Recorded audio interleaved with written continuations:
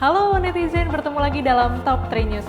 Top 3 News akan menghadirkan berita-berita update mulai dari dunia politik, hiburan, hingga berita-berita viral yang terjadi belakangan ini dan pastinya menjadi perbincangan hangat warganet.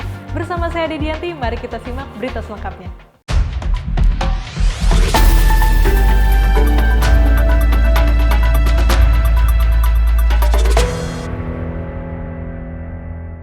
Ya, berita pertama datang dari video heboh di mana warga Afghanistan menaiki pesawat Amerika Serikat untuk kabur setelah Taliban menguasai ibu kota Afghanistan yaitu Kabul.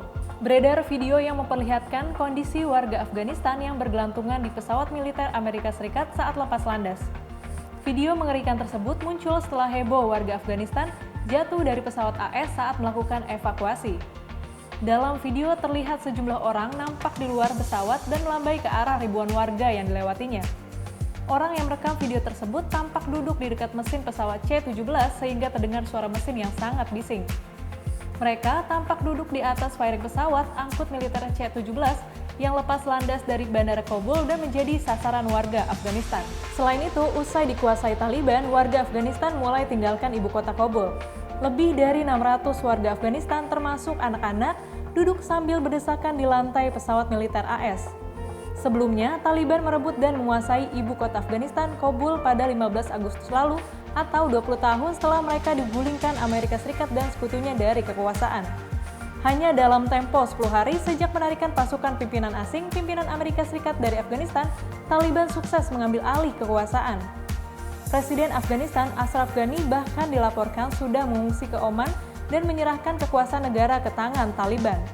Tak hanya sang presiden, setelah ibu kota ditaklukkan, ribuan warga Afghanistan juga mencoba melarikan diri dari negara itu.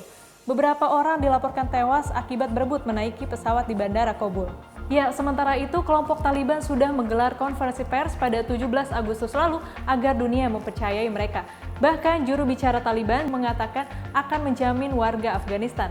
Bahkan dia juga mengatakan akan berjanji memperdayakan wanita di bawah batas-batas hukum syariah.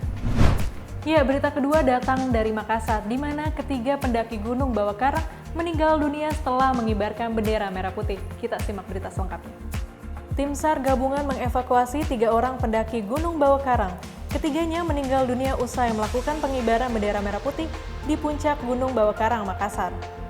Sebelumnya, sekitar 812 orang berasal dari kelompok pencinta alam dan organisasi mendaki ke Gunung Bawah Karang.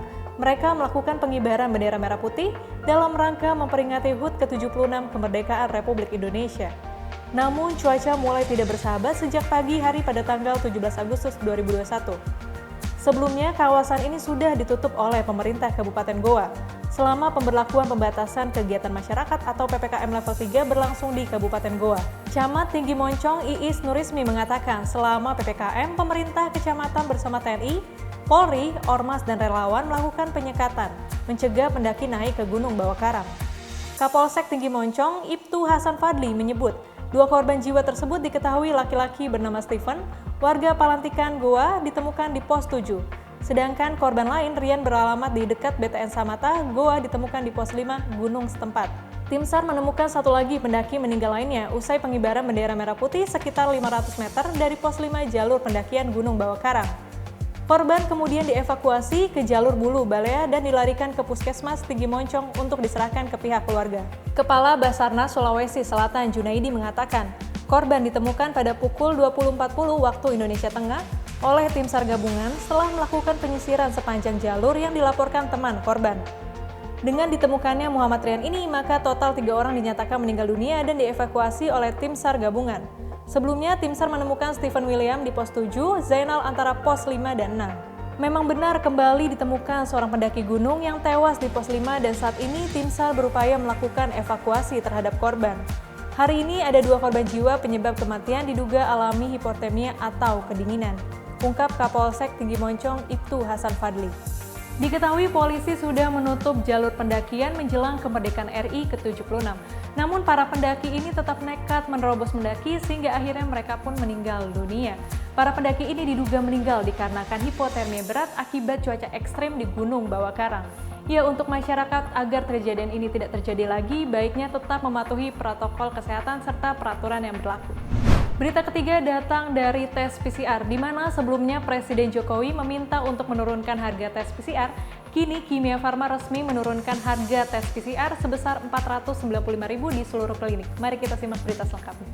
PT Kimia Farma Tbk menyatakan langsung menjalankan keputusan Kementerian Kesehatan tentang penurunan tarif tes PCR. Kimia Farma hanya menerapkan harga tes swab PCR Rp495.000 di 5 kota besar. Selain 5 daerah ini akan dikenakan biaya tambahan ongkos kirim sampel ke laboratorium.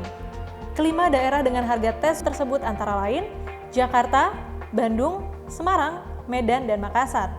Selain itu, Kimia Farma juga menurunkan harga rapid test swab antigen menjadi Rp85.000 untuk alat reguler dan Rp125.000 untuk merek Abbott Panbio. Direktur Utama PT Kimia Farma Tbk, Ferdi Budidarmo menyatakan, pihaknya menyambut baik keputusan Kementerian Kesehatan yang menurunkan tarif layanan pemeriksaan PCR. Kimia Farma langsung melaksanakan arahan pemerintah tentang penurunan tarif tes PCR sebagai bentuk komitmen kami untuk memberi pelayanan terbaik bagi masyarakat Indonesia. Dengan demikian akan semakin mudah bagi masyarakat untuk mengakses tes COVID-19 yang berujung pada perbaikan iklim kesehatan Indonesia secara menyeluruh, ujar Ferdi dalam keterangannya. Sementara itu, PLT Direktur Utama PT Kimia Farma Diagnostika atau KFD Agus Chandra mengatakan akan menjalankan perintah untuk menurunkan harga tes PCR dengan sebaik-baiknya. Selain menurunkan harga tes PCR Rp495.000, kami juga menurunkan tarif harga swab rapid test antigen. Harga swab antigen menjadi Rp85.000 untuk jenis alat reguler dan untuk merek Abbott Panbio turun jadi Rp125.000, kata Agus Chandra, Direktur Utama PT Kimia Farma Diagnostika. Setelah layanan PCR, Kimia Farma juga menurunkan harga rapid test antigen menjadi lebih murah. Ya, sejumlah layanan PCR di tanah air kini mulai mengatur ulang harganya setelah Presiden Jokowi meminta Menteri Kesehatan untuk menurunkan harga tes COVID-19 di Indonesia. Hal ini bertujuan untuk mempermudah laju COVID-19 di tanah air. Ya, netizen, itu dia sejumlah berita-berita yang hadir dalam Top 3 News kali ini. Mulai dari warga Afghanistan yang kabur dari kelompok Taliban hingga kematian para pendaki di Gunung Bawah Karang, dan juga penurunan harga tes PCR oleh Kimia Farma. Untuk netizen di rumah yang ingin berpendapat atas berita-berita tadi, langsung aja tulis komentarnya di kolom komentar di bawah sini. Sampai jumpa lagi dalam Top 3 News selanjutnya.